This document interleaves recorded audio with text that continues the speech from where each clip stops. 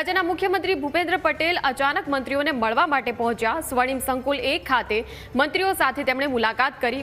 વિસ્તરણ બાદ મંત્રીઓની ચેમ્બરમાં તેમણે ચર્ચા કરી હતી। સીએમએ મંત્રીઓની ઓફિસમાં આવેલા અરજદારોને પણ સાંભળ્યા હતા। મુખ્યમંત્રી, નાયબ મુખ્યમંત્રી હર્ષ સંઘવી, ઋષિકેશ પટેલ અને કુંવરજી બાવળિયાની ઓફિસની ઓચિંતી મુલાકાત લીધી। મંત્રીઓની ઓફિસમાં આવેલા તમામ અરજદારો સાથે પણ મુલાકાત કરી છે। આ દ્રશ્યો અમે આપને બતાવી રહ્યા છીએ કે જેમાં રાજ્યના મુખ્યમંત્રી ભૂપેન્દ્ર પટેલ અચાનક જ મંત્રીઓને મળવા માટે પહોંચી ગયા હતા। સ્વર્ણિમ સંકુલ 1 ખાતે મંત્રીઓ સાથે તેમણે મુલાકાત કરી હતી। વિસ્તરણ બાદ મંત્રીઓની ચેમ્બરમાં તેમણે ચર્ચા કરી હતી।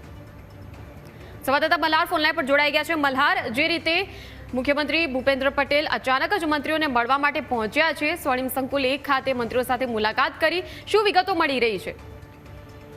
ચોક્કસ મયુરી, નજર કરીએ તો રાજ્યના મુખ્યમંત્રી જે છે તે આજે અચાનક જ સ્વર્ણિમ સંકુલ 1ના બીજા માળે જ્યાં મંત્રીઓના ઓફિસ આવેલા છે તેની ઓચિંતી મુલાકાત જે છે તે લીધી હતી। મુખ્યમંત્રીએ જે છે તે કુંવરજી બાવળિયા જે શ્રમ રોજગાર મંત્રીની જવાબદારી સંભાળી રહ્યા છે તેમના કાર્યાલયમાં જઈને જે છે તે પ્રકારની કામગીરી છે તેની પણ જાણકારી હાંસલ કરી હતી। સાથોસાથ મંત્રી કુંવર બાવળિયાને પણ જે છે તે નવા મંત્રીમંડળમાં સ્થાન મળ્યું અને મહત્વની જવાબદારી આપવામાં આવી છે તેની પણ શુભકામના જે છે તે મુખ્યમંત્રી દ્વારા આપવામાં આવી હતી।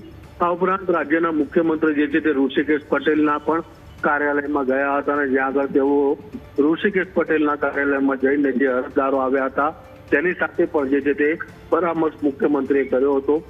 તદુપરાંત મુખ્યમંત્રી જે છે તે રાજ્યના નાયબ મુખ્યમંત્રી હર્ષ સંઘવી કાર્યાલયમાં પહોંચ્યા હતા જ્યાં આગળ રાજ્યના નાયબ મુખ્યમંત્રી સાથે મુખ્યમંત્રી જે છે તે પરામર્શ ચર્ચા કરી હતી અને ત્યારબાદ તેઓ બિલકુલ આભાર મલ્હાર સમગ્ર માહિતી આપવા બદલ।